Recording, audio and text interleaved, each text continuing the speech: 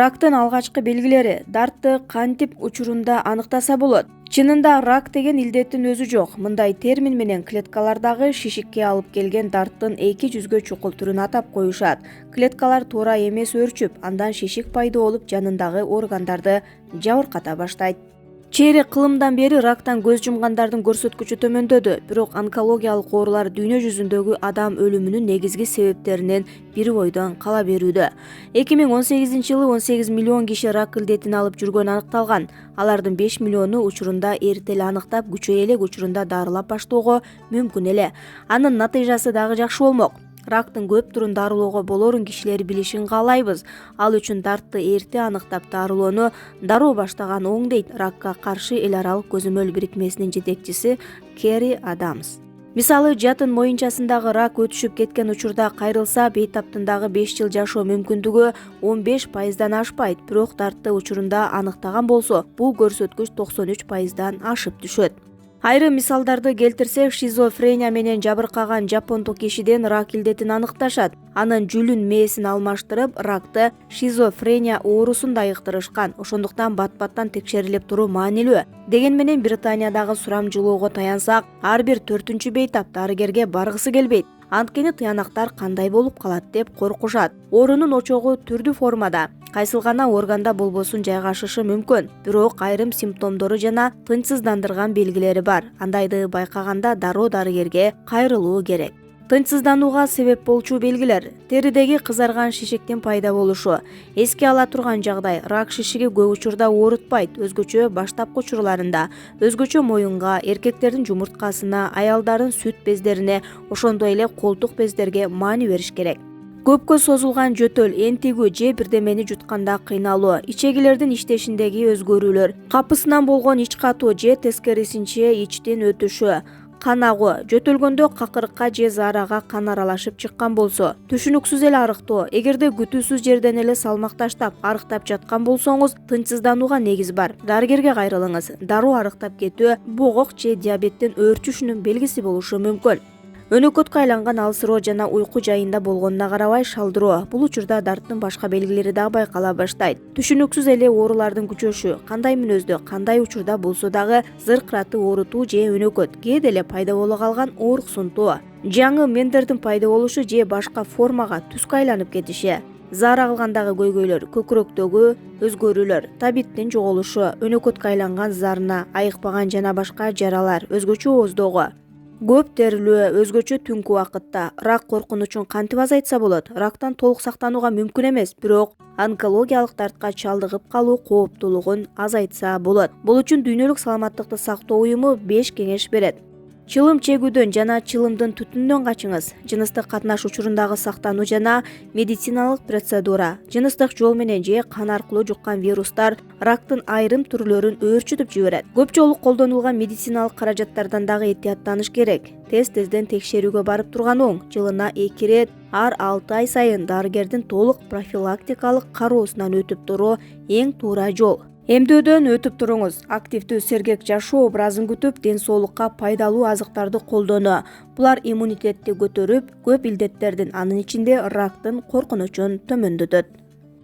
Эмоциялык ден соолук, аны жакшыртуу боюнча 7 кеңеш.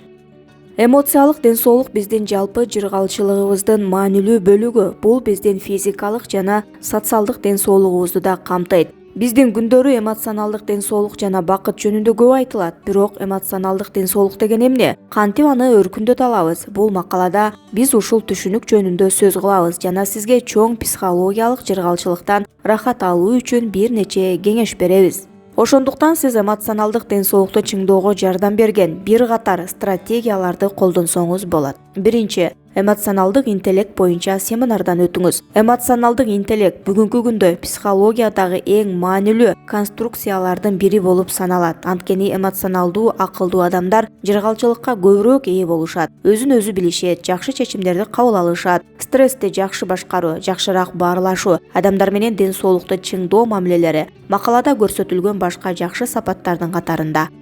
Экинчи, спорт менен машыгуу. Жалпы жыргалчылык биз айтып өткөндөй 3 негизги багыттан турат: физикалык, психикалык жана социалдык саламаттык. Бул маанилүү багыттар бири-бири менен байланыштуу. Ошондуктан ден соолугубуздун жакшы болушу биздин акыл-эсибизге оң таасирин тийгизет. Бул жагынан алганда дене тарбия көнүгүүлөрүнүн мааниси чоң, анткени биз физикалык көнүгүүлөрдү жасоонун 10 психологиялык артыкчылыгы деген макалада түшүндүргөнбүз. Спорт менен машыгуу жүрөк кан тамыр ден соолугубузду чыңдап, денебизди чыңдап гана болбостон эндорфин, серотонин, норадреналин жана башка нейротрансмиттерди бөлүп чыгарат. Алар бизге жагымдуу сезимдерди жаратат жана маанайды жакшыртат. Үчүнчү, өзүңүзгө жаккан иш-аракеттерди жасаңыз. Психологиялык жыргалчылыктын жана эмоционалдык ден соолуктун көпчүлүгү өзүбүздүн жашообуздан ырахат алуу менен байланыштуу. Биз эмне кылууну жактырарыбызды жана агым абалына эмне түртүшүбүздү билүү бул толук жашоодон ырахат алуу үчүн биринчи кадам. Социалдык жыргалчылыктын маанилүү бөлүгү татыктуу жумушка урунушу жана материалдык жактан жакшы болуу. Бул биздин эмоционалдык ден соолугубузга таасирин тийгизет. Бош убактыңызда сүрөт тартканды же гитарада ойногонду жактырасызбы? Бийлегенде экстаздын сезимин сезесизби? Кандай гана нерсе болбосун, сизди бактылуу кылат. Бул иш-аракеттерди жума күн тартибине киргизиңиз. Төртүнчү, жеке өсүшүңүз үчүн күрөшүңүз. Маанилүү максаттар биздин акыл-эс жыргалчылыгыбызга жардам берет жана бизди шыктандырат деп ырастаган көптөгөн изилдөөлөр бар. Чындыгында жашоодо эмнени кааларыбызды жана кайда баратканыбызды билбөө экзистенциалдык кризиске жана депрессияга алып келиши мүмкүн. Демек, бизди эмне тынчсызданып жатканыбызды аныктоо маанилүү жана келечекте биз кайда болгубуз келет? Окууга, жумушка жана жашообуздун кайсы бир тармагына байланыштуу болобу? Ошондой эле биз өзүбүздүн турмуштук максаттарыбыз менен жана чындыгында эмнени каалагандыгыбыз менен байланышкан болсок жана албетте ал үчүн күрөшсөк биздин жеке өнүгүү жолубуз кызыктуу. Жашообузга өбөлгө түзүп эмоционалдык ден соолукту чыңдоого мүмкүнчүлүк берет. Бешинчи, өзүңүзгө реалдуу максаттарды коюңуз. Мурунку пункттан байкагандай, турмуштук маанилүү максаттар биздин жыргалчылыгыбыздын ачкычы. Эми ишке ашпаган максаттар бизге терс таасирин тийгизет. Анткени алар биздин көңүлүбүздү чөгөрөт жана биздин өзүбүздү баалоого таасир берет. Максаттарды коюуда ар дайым биздин ресурстар эмне экендигин эске алуу зарыл. Ошол сыяктуу эле алдыга коюлган максаттар татаал, бирок ошону менен бирге аларды жүзөгө ашырууга болот. Алтынчы, оң мамилелерди чыңдоо. Муну тастыктаган бир нече изилдөөлөр бар. Адамдар аралык мамилелер позитивдүү түрдө биздин эмоционалдык ден соолугубузга таасир этет. Ал гана эмес, алар биздин жалпы ден соолугубузга, анын ичинде физикалык ден соолукка да таасир этет. Бул изилдөөлөрдүн бири илимпоз Янг өзүнүн кызматташтары менен биргеликте жүргүзгөн изилдөөсү. Мурунку ден соолугу жогору болгон, кан басымы жакшы, азыраак дене салмагынын индекси жана башка. Жетинчи, азыркы учурда жашаңыз жана кабыл алуу практикаңыз. Илимий изилдөөлөр дагы бир нерсени ырастоодо. Зээндүүлүктү колдонгон, башкача айтканда, көңүлүн ушул жакка бурган психикалык абалды өөрчүтүп, боорукердик менен мамиле кылбоо мамилеси менен эмоционалдык ден соолук жакшырат.